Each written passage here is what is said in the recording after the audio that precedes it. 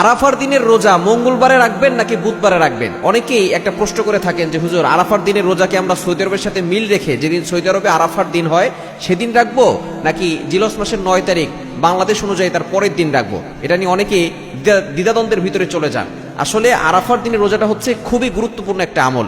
নবীজি ইসলাম জানিয়ে দিয়েছেন, সিয়ামু ইয়াউমি আরাফা, আরাফার দিনের রোজা, ইন্নী আহতাসিবু আলাল্লাহ আইয়ুকাফিরা সানাতাল্লাতী ক্বাবলা ওয়াস সানাতাল্লাতী বাদা।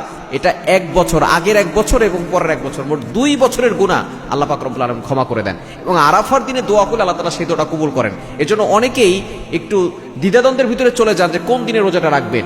মূলত আমাদেরকে আরাফার দিন দ্বারা উদ্দেশ্য হচ্ছে জিলহজ মাসের 9 তারিখ। সুতরাং জিলহজ মাসের 9 তারিখ হচ্ছে আমাদের একদিন পরে হয়। আরাফার দিন আমাদের জিলহজ মাসের 9 তারিখ। সুতরাং বাংলাদেশের মানুষ যারা আছেন তারা বুধবারে রোজা রাখবেন, যেহেতু বৃহস্পতিবার ঈদ, ঈদের একদিন আগে জিলহজ মাসের 9 তারিখে, 9 তারিখ 9 জিলহজ মানে হচ্ছে আরাফার দিন। এজন্য বাংলাদেশে আমরা যারা আছি আমরা জিলহজ মাসের 9 তারিখে রোজাটা রাখার চেষ্টা করবো ইনশাআল্লাহ বুধবারে। এখন যদি কারো ভিতরে সমস্যা থাকে যে যেদিন আরাফার দিন সেদিন আমি রোজা রাখতে চাই, কোনো সমস্যা নাই।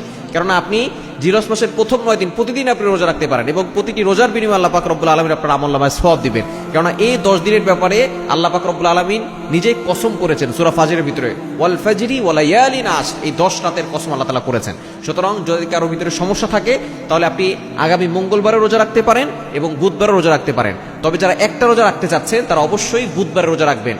জিলহজ মাস আরাফার দ্বারা উদ্দেশ্য হচ্ছে জিলহজ মাসের 9 তারিখ। সুতরাং যারা একটা রোজা রাখবেন তারা বুধবার অবশ্যই রোজা রাখবেন এবং এই রোজা রেখে আপনি আল্লাহর কাছে দোয়া করলে দোয়া কবুল হবে। বিশেষ করে রোজা রেখে একটা দোয়া বেশি বেশি করবেন, লা ইলাহা ইল্লাল্লাহু ওয়াহদা লা শারীকা লা লাহুল মুলকু ওয়া লাহুল হামদু ওয়া হুয়া আলা কুল্লি শাইইন কাদির।